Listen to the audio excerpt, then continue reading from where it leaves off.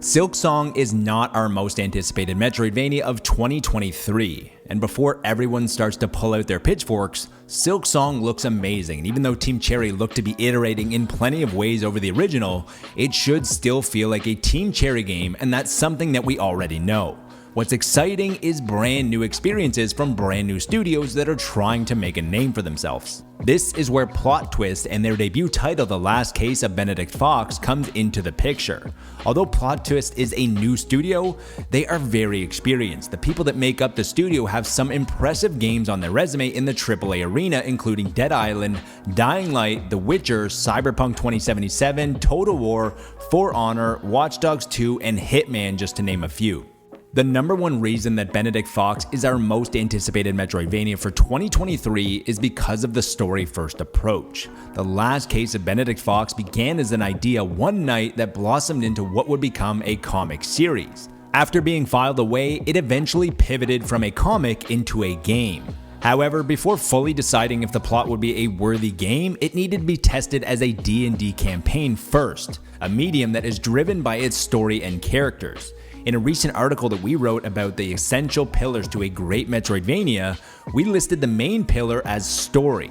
It doesn't matter how cool the world is or how many interesting weapons and abilities are in the game. If there isn't an engaging story driving you to uncover the next part of the mystery, it's all meaningless. It's also great how Benedict Fox evolved into a Metroidvania that was built around story and not the other way around, which should lead to a more engrossing narrative. Once the team decided that most of the game would take place in the mind of the deceased, and the human mind is already maze-like, it made sense to make it a Metroidvania.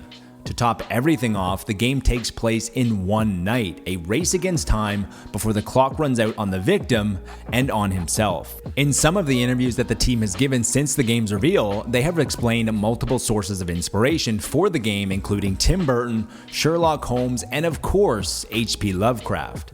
Benedict Fox is a fantastical Lovecraftian Metroidvania in which you dive into the twisted world of secret organizations, forbidden rituals, and cold-blooded murders according to the devs. You play as Benedict Fox, a self-proclaimed detective who was linked with a demonic companion since birth.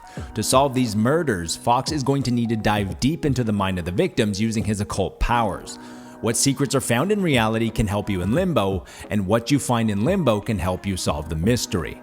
The concept of moving between the dimension of the living and the dead is a very interesting premise that looks to bring a breath of fresh air into the genre, as there is an abundance of sci-fi and gothic themes.